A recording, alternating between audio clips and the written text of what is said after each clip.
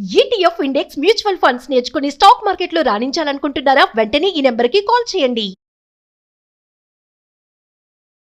Hi viewers, India's largest digital media network Suman టీవీకి స్వాగతం. ప్రస్తుతం మనతో ఉన్నారని motivational speaker and life coach Rammit గారు.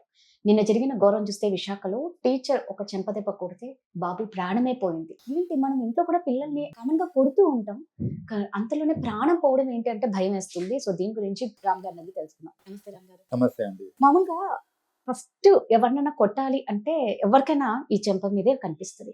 అక్కడ చూస్తే ఆ బిడ్డను అబ్బా ఎంత బాధేస్తుందంటే నిమిషంలోనే ప్రాణం పోయి ఆ టీచర్ ఒళ్ళోకి పడిపోయాడు. అంటే ఒక చెంప దెబ్బతో ప్రాణం పోవడం ఏంటి రామ్ గారు? నిన్న జరిగిన ఇన్సిడెంట్ లో టీచర్ కొట్టడం చెంప మీద కొట్టింది, బట్ ఆ దెబ్బ వల్ల కాదండి ప్రాణం పోయింది. ప్రాణం పోవడానికి there are couple of reasons ఇక్కడ.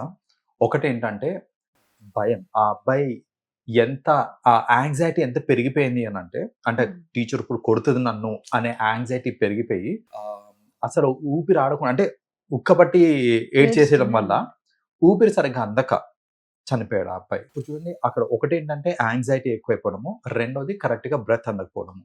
ఈ రెండు రీజన్స్ వల్ల ఆ అబ్బాయి చనిపోయాడే తప్ప ఇలా కొట్టడం వల్ల, ఎందుకంటే వీడియోలో చూస్తే కూడా తనేం మరీ గట్టిగా కొట్టింది కూడా కాదు.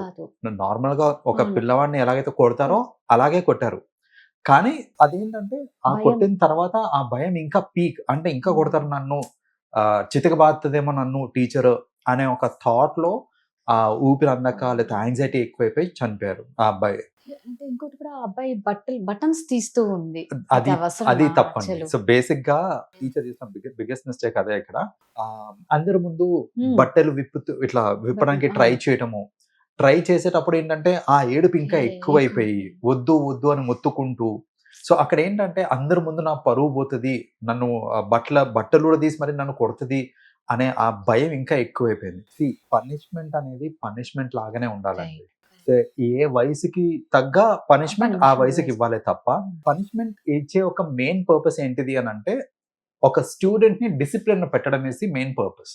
అంతేకాని ఒక స్టూడెంట్ కి ఫిజికల్ గా హార్మ్ చేయాలి అనేసి, లేకపోతే వాళ్ళు దాని వల్ల ఫ్యూచర్ మొత్తము నాశనం అయిపోయే కేసెస్ కూడా చాలా చాలా చూసాను నేను.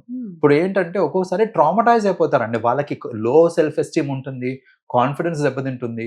ఈ అబ్బాయి చనిపోయాడు. ఎంతో మంది బతుకున్న స్టూడెంట్స్ లో ఈ రోజున కాన్ఫిడెన్స్ లేకపోవడానికి మేజర్ రీజన్ ఏంటంటే అలాంటి పనిష్మెంట్స్ తీసుకోవడం వల్ల. వాళ్ళు ఏంటంటే అందరి ముందు ఆల్రెడీ బట్టలిప్పి పనిష్మెంట్ ఇవ్వడం కానివ్వండి, లేదా రోజు అందరి ముందు నువ్వు వెధవా, నువ్వు దేనికి పనికిరావు, పనికిరాని చాతగని దద్దమ్మ, ఇలాంటి మాటలు ఏవైతే అంటా ఉంటారు చూడండి. జనరల్ గా టీచర్స్ ఇలాంటి అన్ని అందరి ముందు అంటారు, ఏం ప్రైవేట్ గా తీసుకెళ్ళి అనేది కాదు. సో అందరి ముందు ఈ మాటలన్నీ విన్నప్పుడు ఆబ్వియస్లీ సెల్ఫ్ కాన్ఫిడెన్స్ దెబ్బతింటుందండి. సో కొందరికి సెల్ఫ్ కాన్ఫిడెన్స్ దెబ్బతింటుంది, అండ్ ఈ ల్యాక్ ఆఫ్ సెల్ఫ్ కాన్ఫిడెన్స్ అనేది ఫ్యూచర్ లో ఇంపాక్ట్ కనిపిస్తుంది మనకి. ఇప్పుడు బాల్యంలో ఎలా ఉన్నా సరే ఫ్యూచర్ లో వాళ్ళ లైఫ్ మొత్తానికి అది ఇంపాక్ట్ కనిపిస్తుంది. సో టీచర్స్ కూడా ఏంటంటే వాళ్ళు ఇచ్చే పనిష్మెంట్ దాని యొక్క కాన్సిక్వెన్సెస్ ఏంటిది, ఏ ఇంటెన్సిటీ వరకు పనిష్మెంట్ ఇవ్వచ్చు అంతవరకు మాత్రమే ఇవ్వాలి తప్ప మరీ ఎక్స్ట్రీమ్ పనిష్మెంట్స్ ఇచ్చేస్తే ఆబ్వియస్లీ పాజిటివ్ కంటే నెగటివ్ కాన్సిక్వెన్సెస్ ఎక్కువ ఉంటాయి దానివల్ల. చెంపదెబ్బతో ప్రాణం పోయింది అంటే నిజంగా విననికి అంత భయంకరంగా ఉందండి. మీరు అన్నట్టు పనిష్మెంట్లు ఎవరికి ఎంత ఇవ్వాలి అనేది ఫస్ట్, ఎలాంటి వాళ్ళకి ఇవ్వాలి, ఏ ఏజ్ వాళ్ళకి ఎలాంటివి ఇవ్వాలి అనేది తెలుసుకోవాలి. ఏమన్నా అంటే మామూలుగా అంటున్నాం అండి, ఈ కాలంలో పిల్లల్ని ఏమనకూడదు, ఏమన్నా అంటే నిజంగా ఇదిగో ఇలాంటివి జరుగుతాయి కాబట్టి అప్పటి కాలం పిల్లలు వేరు, ఇప్పటి కాలం పిల్లలు వేరు కదా.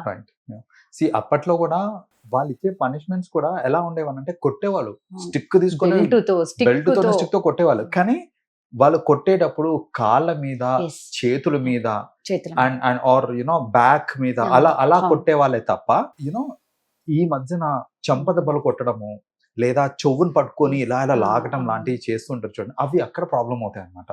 మీరు కొన్ని బాడీ పార్ట్స్ ఏంటంటే రెసిస్టెంట్ ఉంటాయి, కొంచెం గట్టిగా ఉంటాయి కాబట్టి దాని మీద ఇప్పుడు చేతుల మీద కాళ్ళ మీద కొట్టినా ప్రాబ్లం లేదు. కానీ కొందరు టీచర్స్ ఏం చేస్తారంటే చెవును పట్టుకొని లాగడము, లేదా చెంపదెబ్బ కొట్టేటప్పుడే ఒక్కొక్కసారి ఏంటంటే అనుకోకుండా చెవు మీద పట్టము దెబ్బ, ఇలాంటివి చేసినప్పుడు ఏమవుతుంది అంటే ఇక్కడ సర్టెన్ నర్వ్స్ ఉంటాయి, అక్కడ తగిలిన, లేకపోతే చెవు లోపల ఇయర్ డ్రమ్స్ చాలా సెన్సిటివ్ గా ఉంటాయి. సో అలాంటివి ఏమైనా డ్యామేజ్ అయినాయి అనుకోండి, పర్మనెంట్ డ్యామేజ్ అయ్యే ఛాన్సెస్ ఉంటాయి మనకి. సో అందుకనే ఏంటంటే టీచర్స్ మాక్సిమం కొట్టకుండా ఉండడానికి ట్రై చేయండి. ఒకవేళ కొట్టాల్సి వచ్చినా they have to be conscious. వాళ్ళ చేతులు కాళ్ళు అంత వరకు ఓకే, కానీ అది మరీ నిజం. ఫేస్ ని టచ్ చేయకుండా ఉంటే సరిపోతుందండి. కరెక్ట్. కానీ అండి ఈ కాలంలో కూడా బట్టలు విప్పి అంత పనిష్మెంట్ ఆవిడకి అవసరమా? అంత ఆ పసిబిడ్డకి, అంటే ఆ పసిబిడ్డ అంత చిన్న ఏజ్ లోనే ఎంత భయపడ్డాడు బట్టలు తీస్తూ ఉంటే. అంటే మీరు అన్నట్టు అందరి ముందర అవమానంగానే ఆ ఏజ్ లోనే అబ్బాయికి అర్థమవుతుంది. కరెక్ట్. చిన్నప్పటి నుంచే మనము గుడ్ టచ్, బ్యాడ్ టచ్ ఇవన్నీ Right. నేర్పించిన పిల్లలకే వాళ్ళని అందరి ముందు నేను బట్టలు ఉడదీస్తాను అని అంటే obviously they will understand the consequences. So కాబట్టి అండ్ ఈ మధ్యన చిన్న పిల్లలు చాలా తొందరగా మెచ్యూర్ అవుతున్నారు. వాళ్ళకి ఏదేంటి అనేది బాగా తొందరగా తెలుస్తుంది. సో అలాంటి వాళ్ళ దగ్గర మనము ఇలాంటి పనిష్మెంట్స్ ఇవన్నీ ఇవ్వడానికి ట్రై చేస్తే ఆబ్వియస్లీ వాళ్ళు ఏం చేయలేని పరిస్థితి వాళ్ళకి. వాళ్ళు దాన్ని రెసిస్ట్ చేయలేరు. అప్పటికి ఆ అబ్బాయి పట్టుకొని అవును. ఉన్నాడు షర్ట్ ని, వద్దు మేడం అనుకుంటే గుక్క పట్టుకుంటూ ఇలా షర్ట్ విప్పకుండా పట్టుకొని ఉన్నాడు వాడు. అయినప్పటికీ ఇంకా ఆమె ఇన్సిస్ట్ చేసి ఇంకా ఫైనలీ ఒక చెంపదెబ్బ. కానీ అల్టిమేట్లీ ఏంటంటే ఆ భయం ఇంకా ఊపిరాడకపోవడం ఏదైతే ఉందో దాని వల్లనే ఆ అబ్బాయి చనిపోయాడు. అబ్బాయి పర్సనాలిటీ కూడా చూస్తే చాలా సన్నగా ఉన్నారు. వీక్ గా ఉన్నాడండి ఆ అబ్బాయి. సో అది పనిష్మెంట్ ఇచ్చేటప్పుడు కొంచెం అవి కూడా కన్సిడర్ చేసుకోవాలి. అబ్బాయిని చూసాను. వాళ్ళ mental and Ah. Physical abilities ఎట్లున్నాయి, వాళ్ళు ఎంత స్ట్రాంగ్ ఉన్నారు ఏంటి, Ah. అవి కూడా చూసుకోలే తప్ప ఏదో ఇంకా తప్పు చేశారు కదా అని చిన్నపిల్లలు నాకు తప్పు చేస్తారండి. ఖచ్చితంగా హోంవర్క్ చెయ్యరు, ఎగ్జామ్ సరిగ్గా రాయరు, ఏదో ఒకటి చేస్తూ ఉంటారు. అంత మాత్రంగా బట్టలు విప్పి కొట్టేంత. మీరు అన్నట్లు ఆ బిడ్డను చూసి అసలు మనం ఈ పనిష్మెంట్ ఈ అబ్బాయికి ఇచ్చేదా కాదా అని ఆవిడకి తెలియాలి. అంతే కదా. సో నిజంగా అండి పిల్లలు అది ఇది అనిపిస్తుందండి. పిల్లలు మొద్దైనా పర్వాలేదు, చదవకపోయినా పర్లేదు, కానీ నా పిల్లలు ఇలాంటివి చూసినప్పుడు అమ్మ స్కూల్కి పంపించకుండా ఇంట్లో ఉండడమే బెటర్ అనిపిస్తుంది. కరెక్ట్. అంటే భయం వేస్తుంది, ఎక్కడ Obviously. ఏమవుతుందో తెలియట్లేదు. సో టీచర్స్ ఇలాంటి వాళ్ళు మాత్రం నిజంగా రామ్ గారు చెప్పినట్టు ఎవరికి ఎలాంటి పనిష్మెంట్ ఇవ్వాలో ఫస్ట్ తెలుసుకోండి. థ్యాంక్ యూ అండి. వెల్కమ్ అండి.